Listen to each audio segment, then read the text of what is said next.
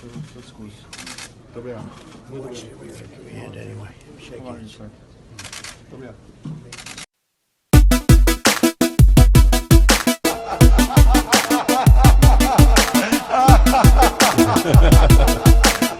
O resultado das eleições argentinas deixou os golpistas no Brasil, com razão, muito preocupados e incomodados. Agora o destaque internacional, a chapa opositora de Cristina Kirchner tem bom resultado nas eleições primárias da Argentina. Repórter Matheus Meirelles. O candidato kirchnerista supera pesquisas e amplia vantagem sobre o presidente da Argentina. As eleições primárias deste domingo indicaram que Alberto Fernandes, cabeça da chapa da ex-mandatária Cristina Kirchner, tem mais de 45% das intenções de voto, contra pouco mais de 30% de Maurício Macri. Ele sabe que o resultado foi uma posição clara em relação às políticas neoliberais de destruição de direitos e subserviência aos países imperialistas. No caso do Brasil é ainda pior, pois o governo Bolsonaro é fruto de um processo de fraude eleitoral, como comprovam as avassaladoras denúncias do The Intercept. Ou seja, o programa de guerra contra o povo, rejeitado na Argentina nas eleições de 11 de agosto, no Brasil está sendo implementado por um governo ilegítimo, fruto de uma grande farsa, que é a Operação Lava Jato,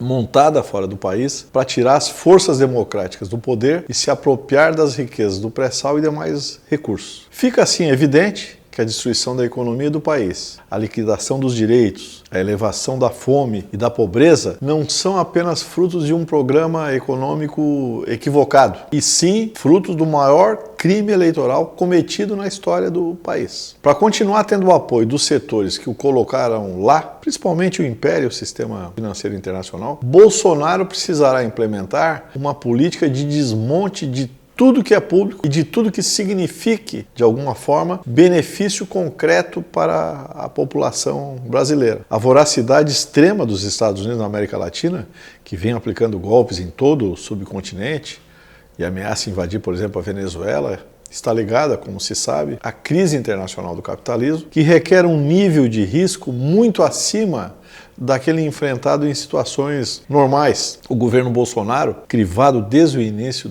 por denúncias de corrupção, que tem, aliás, muitas provas, poderá se sustentar somente através da implementação do programa econômico de guerra contra a população. Se ele não conseguir implementar esse governo, ele não se mantém no poder. A equação de Bolsonaro não é fácil de resolver. Ele foi colocado no poder através de fraude, alguém ainda pode ter dúvida disso, para ajudar os grandes capitais internacionais a enfrentar a queda dos seus lucros e a crise mundial do capitalismo. Ao mesmo tempo, para realizar isso, ele precisa aumentar muito o nível de exploração dos trabalhadores brasileiros, como está fazendo através do programa de Paulo Guedes. Este último, assim como a maioria da equipe do governo, tem uma missão sobre a qual, aliás, eles não procuram disfarçar muito, que é terminar de entregar o país para o sistema financeiro e grandes grupos multinacionais. Resta saber se após 3 anos de massacre do processo golpista e com quase 14 milhões de desempregados, a população suportará uma política de arroxo de tal envergadura